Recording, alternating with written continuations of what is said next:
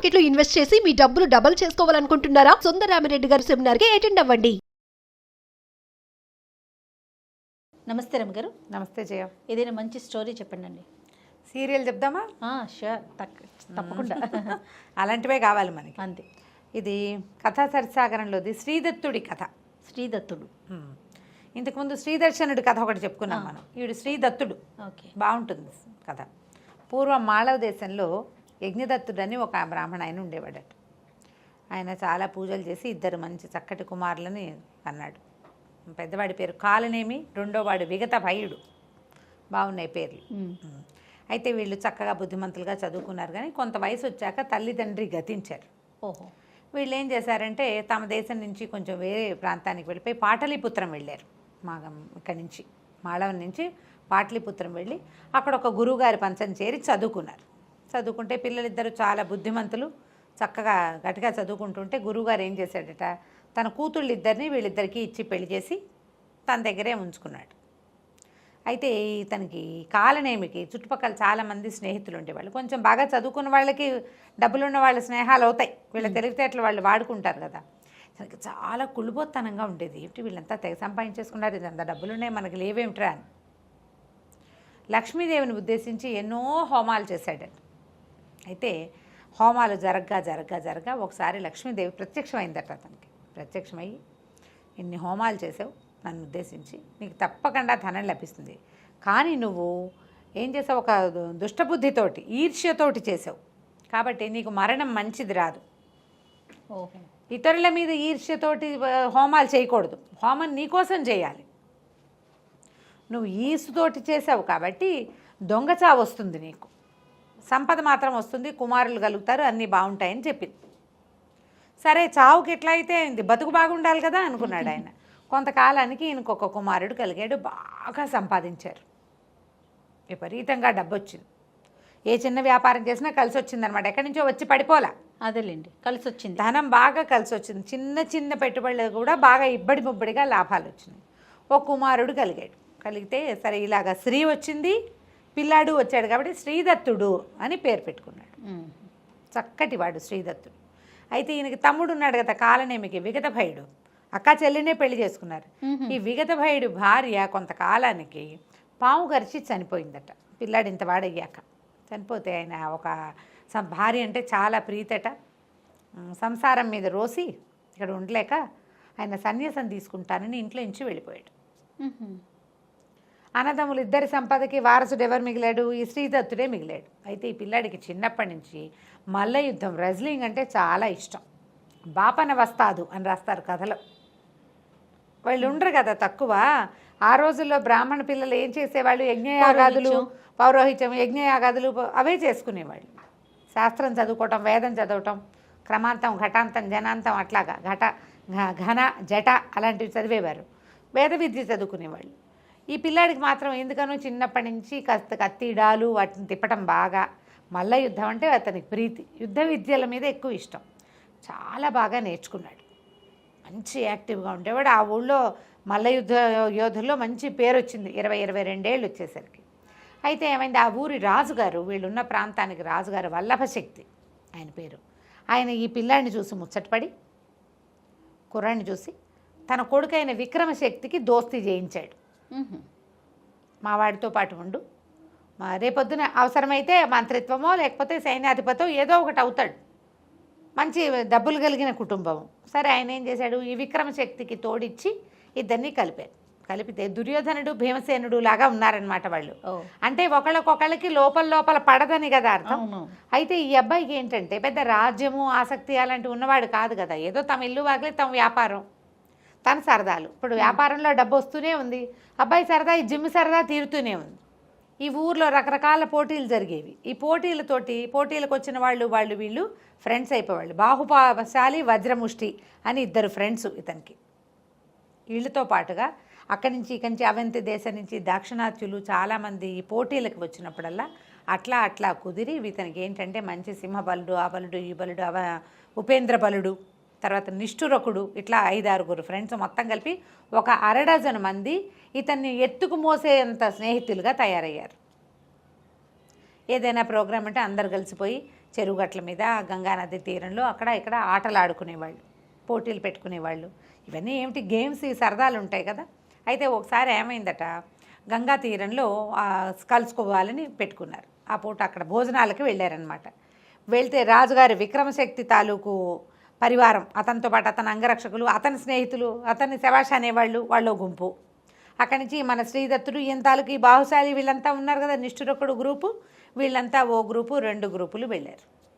వెళ్ళేసరికల్లా అక్కడ ఏమైంది, ఆ ఆటలాడే క్రమంలో రాజు సైన్యాధిపతులు అట్లా ఒక చిన్న ఆటలాగా ఆడారు. ఈ ఆడేటప్పుడు వీళ్ళంతా ఏం చేశారు, మనలో వీడే కింగు అని చెప్పి శ్రీదత్తుడిని రాజుని చేసి తామంతా అతని సామంతులుగా ఆడారు.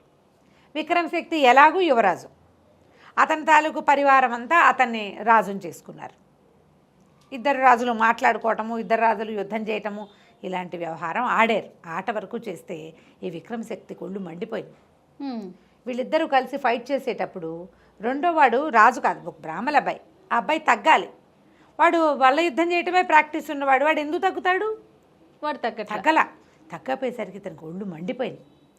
వీడు నన్ను మించిపోయేలాగా ఉన్నాడు, వీడిని ఎలాగైనా అణిచేయాలని అనిపించింది. స్నేహితులు కొందరు కూడా దానికి తగ్గట్టుగా, ఏంటి నువ్వు రాజకుమారుడివి, నువ్వు యువరాజు, వీరే పొద్దున్న రాజు అవబోతావు, వీడేమవుతాడు, బ్రాహ్మణ అబ్బాయి, వీడు అయ్యేదేమిటి, మంత్రి అవుతాడు, పురోహితుడు అవుతాడు, అంతేగాని రాజు అవ్వడు కదా. నువ్వేమో రాకుమారుడివి, వీడితో నీకు పోటీ ఏమిటని, వీడు నీకు ఏ రకంగా సాటి వస్తాడని ఇవన్నీ కొంచెం ఎక్కదీశారు ఈ విక్రమశక్తి. వీడంతా చూద్దామని ఉంది ఆయనకి. అబ్బాయి ఇద్దరు దగ్గర వయసు వాళ్ళు, 22-23 సంవత్సరాలు వాళ్ళు. సరే ఏమైంది, విక్రమశక్తి ఆట చాలించుకుని పరివారంతో వెళ్ళిపోయాడు. స్నేహితులంతా వీళ్ళు గంగా నదిలో ఈతలు కొట్టడానికి అక్కడే ఉండిపోయారు. ఇంతలో ఏమైంది, దూరంగా గంగలో ఎవరో ఒక అమ్మాయి తేలుతూ కనపడుతోంది. కొట్టుకుపోతున్నట్టుగా ఉంది, మునగానం తేలానంగా ఉంది. ఉండేసరికల్లా స్నేహితులంతా ఒరే అక్కడ సుడుంది, వద్దురా అంటున్నా కూడా వినకుండా ఈ శ్రీదత్తుడు ఏం చేశాడు, గంగలో అదే పనిగా పరిగెత్తాడు, లోపలికి వెళ్ళిపోయాడు. వీళ్ళు కేకలు పెట్టారు, వెనక్కొచ్చే వడి పెరిగిపోయింది, రారా అన్నారు. రాలేదు, పోలేదు. అక్కడ చుట్టుపక్కల చేరిన బెస్తవాళ్ళు వాళ్ళు ఉంటారుగా, బాబు అక్కడ అన్నీ సుడిగుండాలండి, ఆ అమ్మాయి అందులో పడిపోతుంది, ఆయన అయ్యగారు కూడా వెళ్ళిపోయాడని వాళ్ళు గోల్ పెట్టారు. లబో దిబోమన్నారు ఫ్రెండ్స్. వీళ్ళకి అతను ఆచూకీ దొరకలే. గంగలో దొరికినంత మేర ఇదేరు చూశారు, అమ్మాయి కానీ ఇతను కానీ దొరుకుతారేమో, వీరు దొరకలేదు. ఈ నీళ్ళల్లో మునిగిన వాడు అక్కడ దాకా వెళ్తే ఏమైంది, ఆ అమ్మాయి జడ పుచ్చుకున్నాడు. జడ దొరికింది. ఆ జడ గట్టిగా పుచ్చుకున్నాడు, కానీ ఆ అమ్మాయిని ఆపలేకపోయాడు. ఎక్కడికో దిగిపోయినట్టుగా అయిపోయింది. ఆ గంగలో మునిగిన వాడికి ఒక శివాలయం కనపడింది కింద.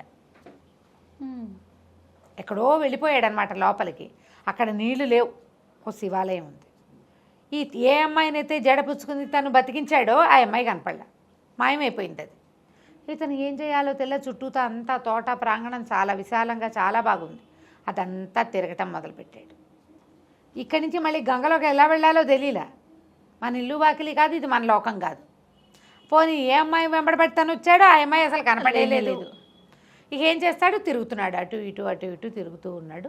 ఏవో పళ్ళు గిళ్ళు కనపడ్డాయి, అవి కోసుకుని తిన్నాడు. ఒక బావి లాంటిది ఏదో ఉంది, నీళ్ళు చేదుకుని తాగాడు. తిరుగుతుంటే ఈ లోపల గల్లుమని గజ్జల చప్పుడు వినపడతాం. ఒక అమ్మాయి చెలికత్తెలతో కలిసి శివాలయంలోకి వచ్చింది. ఓహో, దూరంగా నిలబడి చూస్తున్నాడు. వీళ్ళు దేవకాంతలలో ఉన్నారు, మనుషుల్లాగా కనిపించట్లా. శివార్చన చేసి వెళ్ళిపోయారు. ఇతన్ని పట్టించుకోలే వాళ్ళు. సరే ఇతను ఏం చేశాడు, వాళ్ళ వెనకాల పడి వెళ్ళాడు. వెళ్తే ఒక పెద్ద రాజాంతఃపురం లాంటి అంతఃపురం. ఆ లోపలికి వెళ్తే ఈ అమ్మాయి ఏ అమ్మాయినైతే తను రక్షించాడో, ఆ పూజ చేసిన అమ్మాయి ఇట్లా పెద్ద పీఠం మీద కూర్చుంది. చుట్టూతా ఇంచుమించు 1000 మంది ఆడపిల్లలు ఉన్నారు. అంతా ఆడమలయాళమే, మగ పురుగు కూడా లేదు అక్కడ. అక్కడి నుంచి తను అమ్మాయి కేసి చూస్తున్నాడు. అమ్మాయిని కదా తను రక్షించింది, మిగిలిన వాళ్ళు ఎవరో కూడా తెలీదు. అమ్మాయిని అయితే చూశాడు తను. ఆ అమ్మాయి ఏడవటం మొదలుపెట్టింది. ఏడుస్తుంటే తనకు అర్థం కాలే, ఎందుకు ఏడుస్తుందో తెలీదు. ఏదో రక్షిద్దామని చేశాడు తను, అంతకంటే చేసింది ఏమీ లేదు కదా. అక్కడి నుంచి ఎందుకమ్మా ఏడుస్తావు అంటే, ఏడవక ఏం చేయం, మేము చాలా కష్టంలో ఉన్నాం. మేము మహాబలి మనవరాళ్ళం, బలిచక్రవర్తి మనవరాళ్ళం. మా తాతని విష్ణువు పాతాళానికి తొక్కేశాడు. మా నాన్నని విష్ణువే బాహుబాహు యుద్ధంలో ఓడించాడు. మాకేమో మమ్మల్ని మేము ఏం చేయాలో తెలియని దుస్థితిలో ఉన్నాము. అయితే ఈ నగరాన్ని మా విష్ణువు కైవసం చేసుకుని ఒక సింహాన్ని దీనికి కాపలా పెట్టాడు. మమ్మల్ని ఆ నగరంలోకి వెళ్ళనివ్వదు ఆ సింహం. మేము లోపలికి వెళ్ళడానికి వీల్లేదు, ఎప్పుడూ మేము ఆ గంగా నదిలో పడి ఏడవాల్సిందే. నగరం బయట ఉన్న అంతఃపురం ఇది, ఉద్యానవనం, ఇందులో ఉంటున్నాము. నగరం లోపలికి వెళ్ళాలి. వెళ్తే మా తాతది అది, మా తాత పాలించే నగరం. మేము అక్కడ హాయిగా ఉండగలుగుతాం, మా సొంత ప్లేసు. ఆ ప్లేస్ని తప్పించుకుని మేము ఇక్కడ ఉండిపోవాల్సి వచ్చింది. ఎవరైనా సరే ఆ సింహాన్ని ఎదిరించే వాళ్ళు కావాలి మాకు, ఎవరు ఎదిరిస్తారు అని దుఃఖిస్తున్నాను అనేసరికి అబ్బాయి మంచి వస్తాది కదా, వీడు ఎదిరించడం అనగానే వీడికి ఉత్సాహం వస్తుంది. నేను ఎదిరిస్తాను, నేను ప్రయత్నం చేస్తానంటే ఏం చెప్పిందంటే మానవుడి చేతిలో మరణం ఉందని చెప్పాడు విష్ణు ఆ సింహానికి. ఎవరైతే ఆ మానవుడు ఇతన్ని ఎదిరిస్తాడో వాళ్ళ వల్ల అతను సంహరింపబడితే మాకు అతనికి శాప విమోచన అవుతుంది, మాకు నగర ప్రవేశం దొరుకుతుంది. ఇలాగని అమ్మ ఏం చేస్తుంది, ప్రతిసారి ఆ గంగా నదిలో కనపడి ఎవడో ఒక పిచ్చి విధవం తీసుకొస్తుంది. ఓహో, వాళ్ళ తెలివి అనమాట. వీళ్ళు ఓడిపోతే పోయినట్టు, అంతే. గెలిస్తే గెలుస్తాడు. ఎంతమంది వచ్చారో ఇప్పటికి, బాగుంది. ఇంతమంది అమ్మాయిలు వీళ్ళ దగ్గర ఉన్న నగలు నాణ్యాలకి వ్యామోహపడి ఎవడైనా చెయ్యొచ్చు. కొంతమంది భయపడి ప్రాణాలు వదిలేసేయచ్చు, కొంతమంది గంగానదిలోనే పడిపోవచ్చు, ఏదైనా కావచ్చు. సరే ఇతను ఏం చేశాడు, ఆ అమ్మాయిని వెంబడి పెట్టుకుని ఆ నగరానికి ప్రవేశించాడు. ప్రవేశిస్తే పెద్ద చండసింహం అది, ఎంత సింహమో. ఇతను ఆ సింహంతో కలబడ్డాడు. ఇద్దరు కలిసి చాలా యుద్ధం చేశారు. ఆ అమ్మాయి ఏం చెప్పిందంటే, నువ్వు కనుక ఈ సింహంతో యుద్ధం చేస్తే మృగాంకం అనే ఒక కత్తి దొరుకుతుంది ఆ సింహం వల్ల. అది నువ్వు ప్రపంచంలో ఎక్కడికి వెళ్ళినా అది నీకు జయాన్నే ఇస్తుంది అని చెప్పింది.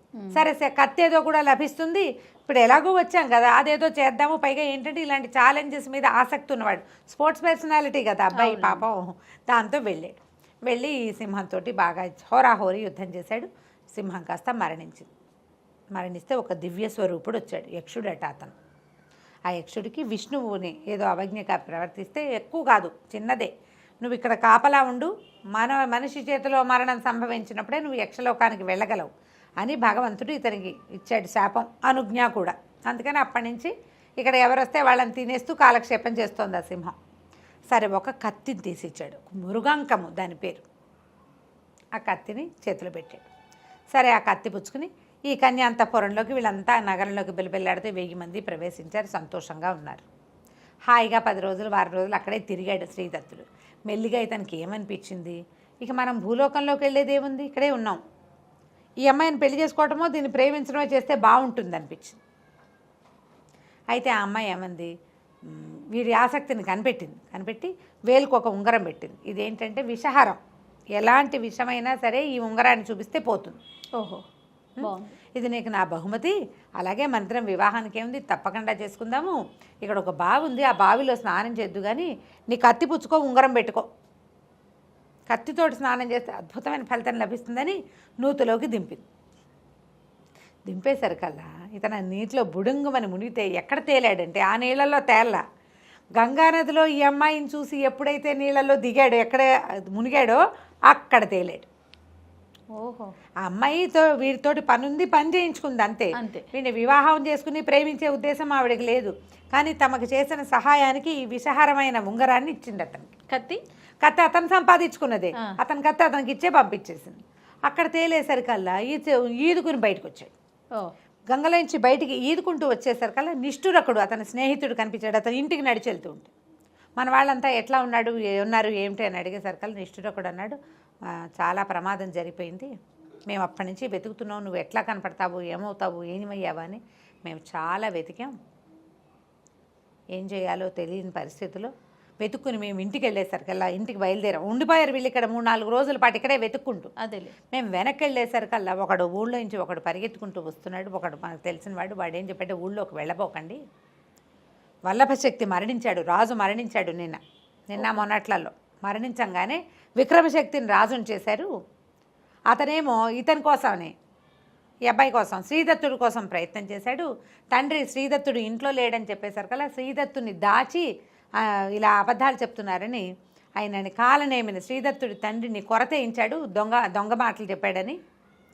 లోపలికి మీరు ఊళ్ళో కనుక వెళ్ళారంటే శ్రీదత్తుడు దొరకని మిమ్మల్ని పట్టేస్తారు అని చెప్పేసరికల్లా మేము అక్కడి నుంచి పారిపోయాము. నువ్వేమైనా వస్తావేమో అనే ఆశతోటి నేను ఇక్కడ కాపలా ఉన్నాను, మనం ఇక్కడ ఉండకూడదు, దొంగకి మరణం దొంగ చావు లభిస్తుందని లక్ష్మీదేవి మొదట చెప్పింది కాలనేమికి, అది ఇలా జరిగిపోయింది. వీళ్ళకి ఊళ్ళో ఆసరా లేదు. ఓహో. ఈ కాలనేమి భార్య ఏమో ఈ భర్తకి ఇట్లా కొరతే కానీ గుండె పగిలి చచ్చిపోయింది. అమ్మ నాన్న ఇద్దరూ పోయారు. ఇతను అక్కడికి వెళ్ళి ఆ మృగాంకం అనే కత్తిని, విషహారమైన ఉంగరాన్ని సంపాదించుకునే లోపల ఇక్కడ ఇతని జీవితం ఇలా అయిపోయింది. దాంతో ఇంకా ఏమీ ఆసరా లేక తన స్నేహితులున్న ఊరికి వెళ్ళిపోవడానికి, ఇక్కడ ఉన్న ఆస్తిని కూడా వదిలిపెట్టుకోవటమే నిష్ఠురకుడు తను కలిసి బాహుశాలి వాళ్ళ ఇంటికి వెళ్దాం మనము అని చెప్పి బాహుశాలి వాళ్ళ ఇంటికి వెళ్ళిపోయారు. నిన్ను కూడా అక్కడికే తీసుకొచ్చేయమన్నారని చెప్పాడు. వీళ్ళిద్దరూ కలిసి బయలుదేరారు. బాహుశాలి ఇంటికి వెళ్ళే లోపల ఏం జరిగింది, తర్వాత ఇతను తన రాజ్యాన్ని తన సంపదని, రాజ్యం లేదు ఇంక వీళ్ళకేమి, తన సంపదే రాజే తీసేసుకుంటాడు. ఇప్పుడు యజమాని చనిపోయాడు, ఉత్తరాధికారి లేడు అంటే ఆ మొత్తం సంపద అంతా ఎవరికి వెళ్తుంది? రాజుగారికే. అంతే. తన సంపదని తను ఎట్లా మళ్ళీ స్వాధీనపరుచుకున్నాడు, తండ్రి చావుకి ప్రతిక్రియ చేయగలిగాడా లేదా అనేది తర్వాయి భాగాల్లో తెలుసుకుందాం.